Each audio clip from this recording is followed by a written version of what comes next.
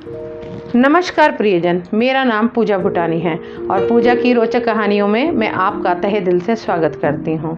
दोस्तों, कहानियाँ तो हमने कई सुनी होंगी। कोई कहानी हमारे जीवन को नई शिक्षा देती है, कोई कहानी हमारे दिल को छू जाती है और कोई कहानी हमें कुछ सोचने पे मजबूर कर देती है। तो चलिए सुनते हैं आज की कहानी और देखते हैं ये हमारे जीवन पे क्या प्रभाव डालती है। एक समय की बात है, विष्णु भगवान जी अपनी सवारी गरुड़ जी पे सवार होकर कैलाश पर्वत की ओर भगवान शिव जी से मिलने के लिए चले। जब वे कैलाश पर्वत पर पहुँचे तो उन्होंने गरुड़ महाराज जी को वहीं पर रोका और वह आगे महादेव जी से मिलने के लिए चले गए। गरुड़ महाराज जी जब कैलाश पर्वत पर थे तब उन्होंने देखा कि वहाँ पर एक बहुत ही सुंदर प्यारी सी चिड़िया वहाँ पर चहचहा रही थी। उसके मीठे मीठे बोल सभी के कानों को बहुत ही प्रिय लग रहे थे। वह चिड़िया बहुत ही खुश थी और वह अपनी अठखेलियों से सबको प्रसन्न कर रही थी। वह चिड़िया इतनी प्यारी थी कि गरुड़ जी उसे निहारते ही रह गए और उसकी अठखेलियों में उनका ध्यान, वह बिल्कुल ध्यान मग्न हो गए। चिड़िया इतनी सुंदर थी, इतनी प्यारी थी कि गरुड़ महाराज जी उस चिड़िया के सारे कार्यकलापों को मंत्रमुग्ध होकर देखते ही रहे। इतने में यम महाराज भी अपने बैल पे सवार होकर महादेव से मिलने के लिए कैलाश पर्वत पर पहुँचे। जब उन्होंने उछलती कूदती उस सुंदर सी चिड़िया को देखा तो वह कुछ समय तक उसको देखते ही रहे और फिर वह उस चिड़िया को निहारते हुए महादेव से मिलने के लिए उनके पास चले गए। जब यमदूत जी चिड़िया को देख रहे थे तब गरुड़ जी के मन में विचार आया कि लगता है अब इस चिड़िया का अंत समय आ गया है, क्योंकि यमराज की दृष्टि इस पर पड़ गई है। अब जब यमराज बाहर आएंगे तो इसके प्राणों का अंत हो जाएगा और यह चिड़िया मृत्यु को प्राप्त हो जाएगी। इस तरह के विचार गरुड़ जी के दिमाग में दौड़ने लगे। अतः उन्होंने सोचा कि क्यों ना मैं इस चिड़िया को कहीं दूर छोड़ आऊं ताकि यम महाराज की दृष्टि इस पे ना पड़ सके और इसकी मृत्यु ना हो जाए। इस तरह का विचार करते हुए गरुड़ जी महाराज उस चिड़िया को लेकर दूर दराज, अति दूर, कैलाश पर्वत से अति दूर, दूर दराज किसी जंगलों में छोड़ आए। जब यम महाराज महादेव जी से मिलकर कैलाश पर्वत पर आए तब वह गरुड़ जी महाराज को मिले। तब यम महाराज अपने चारों तरफ देखने लगे, परंतु उनको वह चिड़िया कहीं भी नजर नहीं आई। जब यम महाराज इधर उधर देख रहे थे तब गरुड़ महाराज जी ने कहा कि आप किसे ढूंढ रहे हैं? क्या आप उस चिड़िया को ढूंढ रहे हैं? तब यम महाराज जी ने गरुड़ जी से कहा, हाँ, मैं उस चिड़िया को ढूंढ रहा हूँ।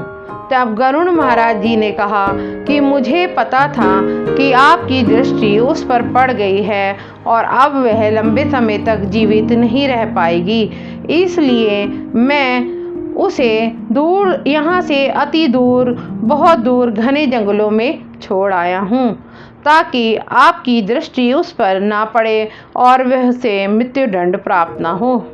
गरुड़ जी के मुंह से इस तरह की बात सुनकर यमराज जी हंसने लगे और कहने लगे कि जब मैं पहले यहाँ पर आया था और मेरी चिड़िया पे नज़र पड़ी थी तब ही मैं सोच रहा था कि इसकी तो मृत्यु यहाँ से अति दूर, अति जंगलों में एक सांप द्वारा लिखी है और यहाँ तो ये तो उस जंगल से इतनी दूर इस कैलाश पर्वत पर हंसी ठिठोली से खेल रही है, उछल कूद कर रही है और इतनी खुश है, तो इसकी मृत्यु का जो समय लिखा हुआ है ये वहाँ पर कैसे पहुँचेगी और इसकी मृत्यु कैसे होगी।